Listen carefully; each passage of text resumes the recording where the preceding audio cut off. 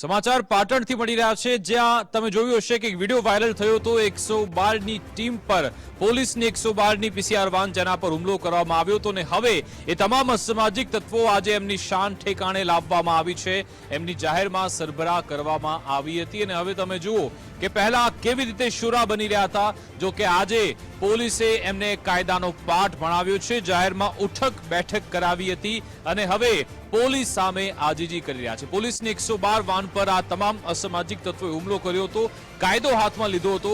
જો કે હવે કાયદાની સમક્ષ કેવા હાથ જોડી રહ્યા છે એ પણ તમે વિડીયોમાં જોઈ શકો છો. આજે અંગે વાતચીત કરીશું. ફોન લાઈન પર વિજય દેસાઈ જોડાઈ ગયા છે. વિજય, જે અસામાજિક તત્વો જે શુરા બની રહ્યા હતા, અત્યારે પોલીસની સમક્ષ આજીજી કરી રહ્યા છે, માફી માંગી રહ્યા છે.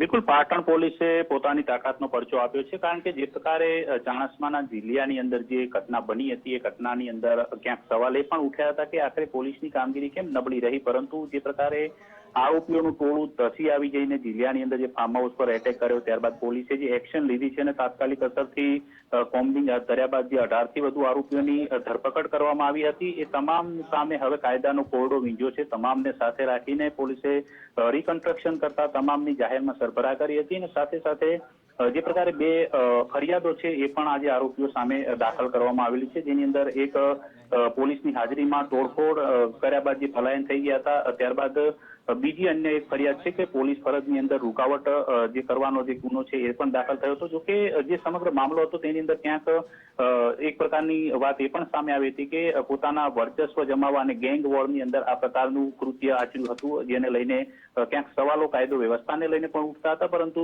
પાટણ પોલીસે ત્વરિત એક્શન લેતા ફરજમાં બેદરકારી બદલ જે પોલીસ કર્મીઓ હતા 8 જેટલા, તેમની સામે પણ કાર્યવાહી કરી હતી અને સાથે સાથે જે આરોપીઓ આની અંદર સંડોવાયેલા છે એ તમામને સાથે ધરપકડ કર્યા બાદ હવે તેમની સામે કાર્યવાહી કરવામાં આવી રહી છે. પરંતુ જે પ્રકારે પોલીસે એક્શન લીધા છે તેનાથી ફરીથી એક વાત એ પ્રસ્થાપિત થાય છે કે આખરે કાયદો વ્યવસ્થા હાથમાં લેવાનો કોઈને અધિકાર નથી ને આ પ્રકારે ગુંડાગીરી પર ઉતરી આવતા જે અસામાજિક તત્વો છે તેમની સરભરા જાહેરમાં જ કરવામાં આવશે અને કાયદો વ્યવસ્થા મુદ્દે કોઈ પણ પ્રકારની બાંધછોડ નહીં ચલાવી લેવાય તે પ્રકારનો સ્પષ્ટ સંદેશ પાટણ પોલીસે અત્યારે આપ્યો છે, જેની અંદર મુડેઠાના જીતુભા, વામૈયાના જહુભા, દલુજી સહિતના જે શખ્સોને અટકાયત કરાઈ હતી અને ત્યારબાદ અન્ય જે એમની સાથે આવેલા જે શખ્સો છે ટોળાની અંદર, એમાંથી પણ 15 થી વધુ, એટલે કુલ મળીને 18 આરોપીઓ સામે હવે કાયદાકીય કાર્યવાહી હાથ ધરવામાં આવી છે.